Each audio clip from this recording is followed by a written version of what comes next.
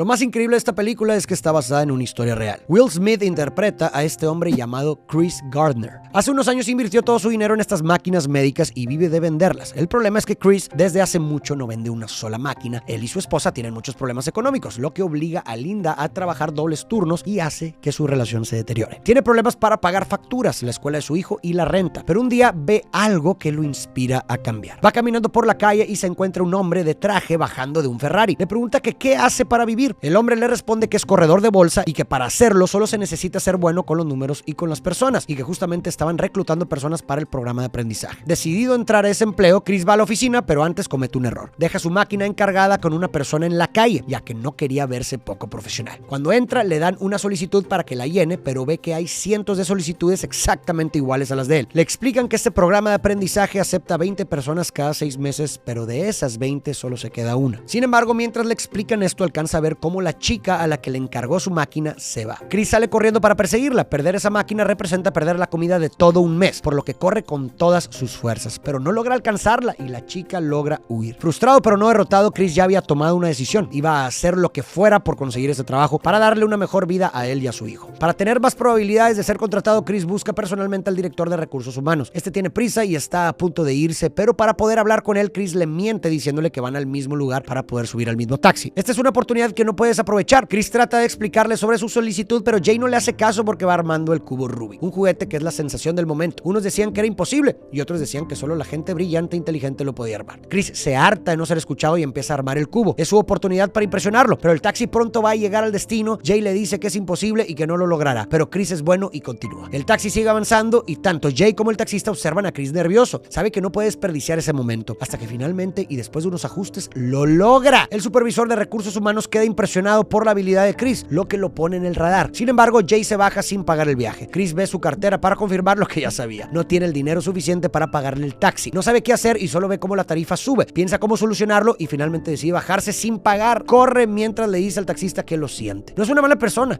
simplemente tiene que decidir entre eso o alimentar a su hijo. El taxista persigue a Chris hasta el metro. Este intenta escapar en él, pero la máquina se atora en las puertas y la pierde. Pierde la comida de un mes. Linda se harta y decide que se va a ir de la casa junto con su hijo. Chris corre y al llegar a su casa ya no hay nada ni nadie. Pero suena el teléfono. Es Jay diciendo que lo quiere entrevistar en 2 días para el programa de aprendizaje de corredores de bolsa. Al siguiente día, Chris busca a su esposa, la confronta y le dice que su hijo se queda con él. Así que lo recoge de la guardería y se lo lleva a su casa. Pero cuando estaban felices y cenando, tocan violentamente la puerta. Es el rentero. Chris debe 3 meses de renta, las facturas de los servicios, las multas del coche y sus impuestos. El rentero le dice que mañana se largue del edificio, pero Chris llega al acuerdo de que si pinta el departamento le dará una semana más y este acepta. Mientras lo pinta, vuelven a tocar la puerta. Abre y es la policía. Se lo llevan a la cárcel porque tenía que pagar sus multas.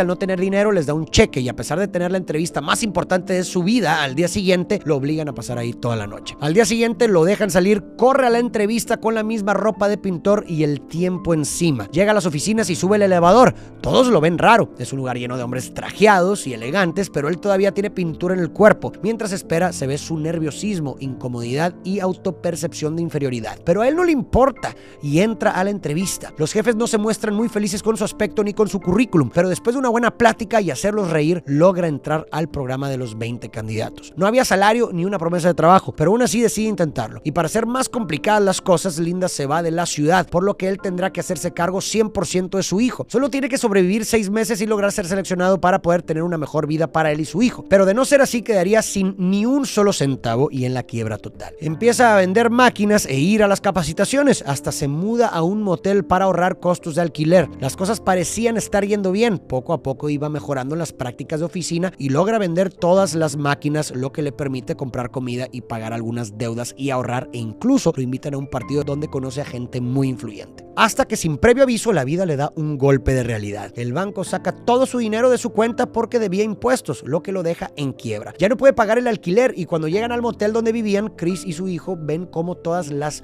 cosas están afuera y la puerta está cerrada. Se puede ver la frustración en el niño, que a pesar de su corta edad entiende lo que está pasando. Sin saber qué hacer, van al metro donde empiezan a jugar a que la última máquina que le quedaba era una máquina del tiempo y usando la imaginación se divierten un poco. Finalmente entran a un baño para pasar la noche. El niño ya estaba dormido, pero Chris no puede dormir pensando en el mundo de problemas que lo agobiaba. Mientras esto sucede, empiezan a tratar de entrar al baño golpeando la puerta. Chris solo le tapa los oídos a su hijo y resiste. Chris busca refugios para tener un techo donde donde pasar la noche, está muy lleno y tiene que pelear por su lugar, pero finalmente logra que se lo den. Solo tiene que sobrevivir unas semanas más hasta saber si es aceptado o no en el programa de corredores de bolsa. Pero las cosas estaban a punto de complicarse, ya que un día bajando de la oficina se encuentra a Jay, que le pide $5 para el taxi, prácticamente todo el dinero que tiene Chris. Él se los da para quedar bien, pero este suceso lo retrasa y hace que llegue tarde a la fila del refugio, por lo que ya no consigue lugar. Lleva a su hijo a un lugar para comprarle una rebanada de pizza y duermen en el metro. Al día siguiente, y desesperado, vende su propia sangre. Ese dinero lo invierte en comprar un foco para arreglar la última máquina que le quedaba. Consigue venderla y con eso paga unas noches en un hotel mientras sigue vendiendo planes financieros y trabajando muy duro para poder ser seleccionado. Todo esto mientras cuida a su hijo y les esconde a todos la complicada situación en la que vive. Hasta que finalmente un día lo llaman a la oficina, lo sientan y le dicen que él fue el elegido, que está contratado. Chris agradece con un apretón de manos, le regresan sus $5 del taxi y sale de la oficina. Esa pequeña parte de su vida se llama felicidad. Va a recoger a su hijo y lo abraza de cierta forma aliviado, porque todo había valido la pena. Quiero que presten atención a esta escena final. Vemos a Chris caminando.